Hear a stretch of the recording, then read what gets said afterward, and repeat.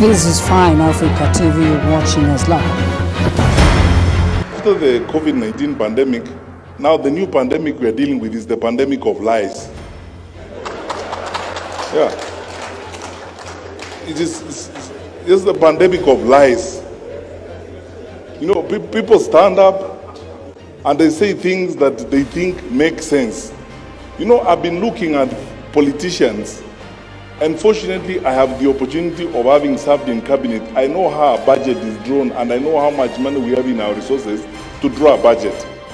When a political leader, a national leader tells people, I will put aside 150 billion for market women. I'll put aside 50 billion for boda boda. I'll put aside 100 billion for this. I know how much our budget is and the projected growth of our budget. That time you have not talked about the amount of money that you are taking to counties. You have not talked about transfers for the education sector and so on. Where are you going to get that money to provide that kind of service? You're just lying to those people because you are telling them things they want to hear.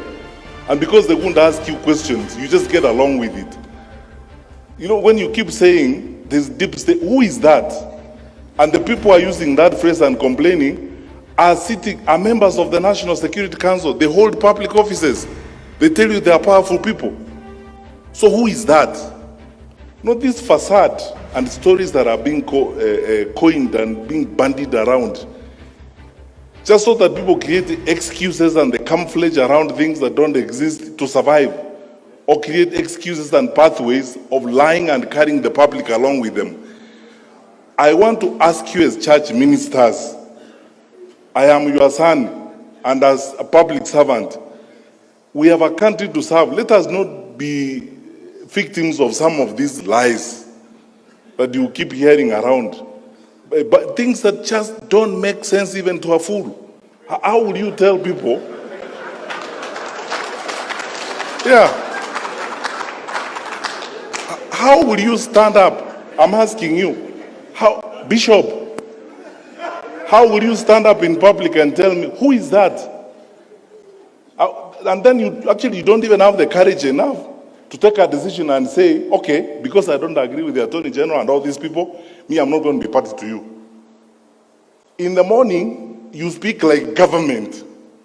In the afternoon, you speak like opposition. You see, the question, let's be honest. You see, the total annihilation of common sense and betrayal of common sense in the political practice in this country is shocking. When you tell people about there being who is that? What is that deep state? The Inspector General who seated here? We have passed a constitution that requires us, it's in black and white.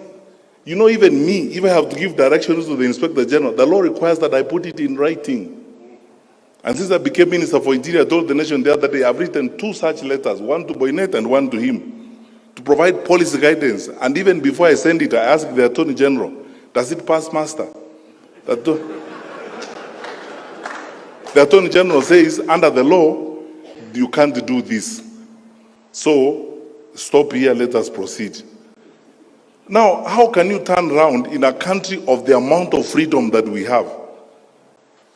Nairobi, for your record, Bishop, Nairobi houses the largest number of foreign correspondents and media houses on this continent. I've challenged people, if you don't think there's freedom in Nairobi, go and report from Addis. Yeah. With all this freedom we have, in a country where the president is insulted liberally by everybody, by opposition politicians,